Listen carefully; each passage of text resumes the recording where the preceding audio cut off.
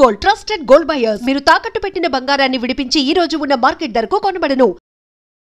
Daring dashing super star Krishna కుమారుడిగా Telugu cinema ప్రేక్షకులకు పరిచయమైన హీరో మహేష్ బాబు. తరువాత తన ప్రతిభతో మహేష్ బాబు తండ్రి సూపర్ స్టార్ కృష్ణ అని పేరు తెచ్చుకున్నాడు.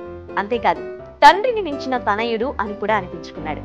సినిమా రంగంలో ఒక తారా జువ్వలా ఎగిరి వెలుగొందుతున్నాడు.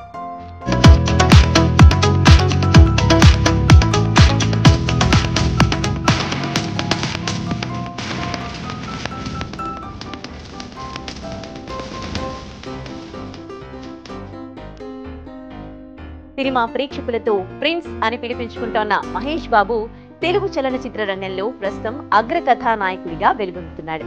మహేష్ బాబు చిన్నతనంలోనే బాలనటుడిగా అనేక సినిమాల్లో నటించారు. యుక్త వయసు వచ్చిన తర్వాత రాజకుమారుడితో సినిమా కథానాయకుడిగా తెరంగేట్రం చేశారు. తర్వాత ఆయన తిరిగి చూసుకోలేదు. సినిమా తర్వాత సినిమా అతని గ్రాఫ్ పెరుగుతూనే ఉంది.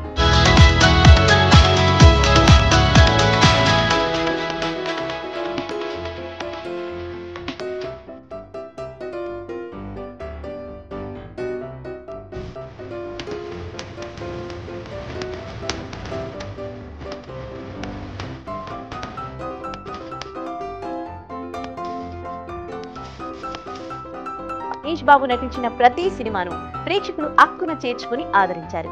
తొలి సినిమా నుండి ఇప్పటి వరకు అతని సినిమాల పరంపర కొనసాగుతూనే ఉంది. మహేష్ బాబు నిజంగా టీనేజ్ అమ్మాయిల కలల రాకుమారుడు. యుక్త వయసులో ఉండే ప్రతి ఆడపిల్ల మహేష్ బాబు లాంటి భర్త తనకు దొరకాలని కలలు కంటుంది. వయసుతో పాటు మహేష్ బాబు గ్లామర్ కూడా పెరుగుతూనే ఉంది. ఇవి కాకుండా Mahesh Babu Indian Institute of Human Brand వారు నిర్వహించిన ఒక పరిశోధనాత్మక అధ్యయనంలో మహేష్ బాబును అత్యంత గౌరవనీయుడు అని తేల్చారు. ఈ అధ్యయనం ఆషామాషి కాదు. ఒక వ్యక్తి ఇమేజ్, వ్యక్తిత్వం, ఇతర మానవ కోణాల నుండి క్షుణ్ణంగా పరిశీలించి దీన్ని నిర్ణయిస్తారు. 2020లో దక్షిణ భారత నటుడిగా అత్యధికంగా ట్వీట్ చేయబడిన వ్యక్తి అనే పేరు పొందారు. అదే జాబితాలో అత్యధికంగా ట్వీట్ చేయబడిన 3వ వ్యక్తిగా నిలిచాడు. 2021వ సంవత్సరానికి గాను ఫోర్బ్స్ ఇండియా వారు దక్షిణ భారత సినిమాల్లో ఇన్స్టాగ్రామ్ లో అత్యంత ప్రతిభావంతమైన స్టార్లలో 11వ స్థానంలో నిలిచాడు. అదే కాకుండా అనేక బ్రాండ్స్ కు అతను ప్రముఖ ఎండార్సర్ అయ్యారు.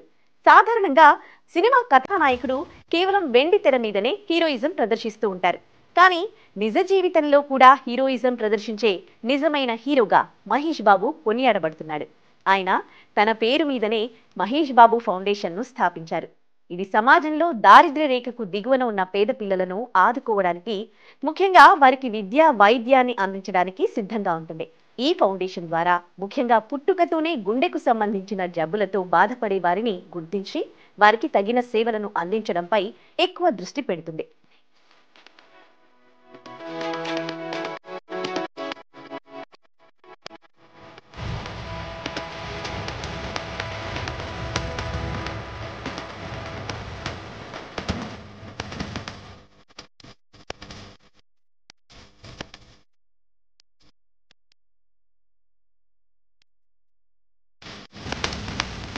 ఈ ఫౌండేషన్ ఆధ్వర్యంలో ఆంధ్ర హాస్పిటల్స్ తో రెయిన్బో హాస్పిటల్స్ కూడా సహకరిస్తూ ఉన్నాయి. ఈ ట్రస్ట్ ద్వారా హీల్ చైల్డ్ అనే కార్యక్రమాన్ని కూడా చేపడుతూ ఉంటారు.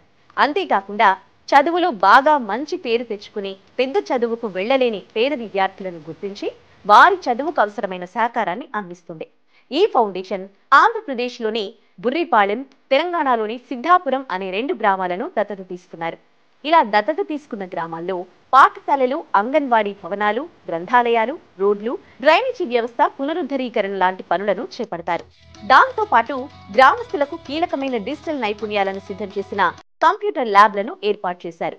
అలాగే క్రమం తప్పకుండా ఈ ఫౌండేషన్ ఆరోగ్యానికి అవసరమైన వైద్య తనిఖీలను కూడా నిర్వహిస్తుంది. అలాగే అవసరమైన వారికి మందులను సప్లై చేస్తుంది. కరోనా సమయంలో ఈ ఫౌండేషన్ తన సేవలను విస్తృతంగా చేసింది. అలాగే 12 ఏళ్ల క్రితమే ఎలాంటి లాభాపేక్ష ఆశించకుండా prince Mahesh Babu heal child అనే సంస్థకు అంబాసిడర్ గా వ్యవహరించడానికి సంతకం చేశారు. 2013 సంవత్సరంలో Farhan Akhtar men against rape and discrimination ప్రచారంలో మహేష్ బాబు పాల్గొన్నారు. జావేద్ అఖ్తర్ రాసిన ఒక కవితను తెలుగులో చెప్పడానికి తన గాత్రాన్నిచ్చారు.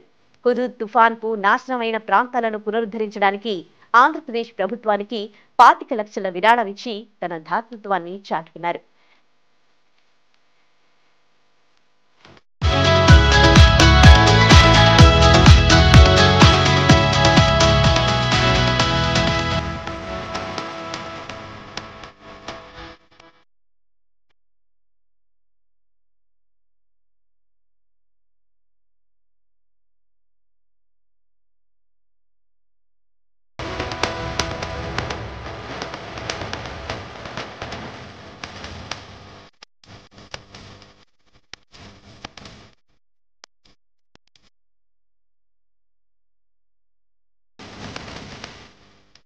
కేవలం సినిమా రంగంలోనే కాకుండా పలు వ్యాపార కార్యక్రమాల్లో కూడా మహేష్ బాబు భాగస్వామ్యం ఉంది.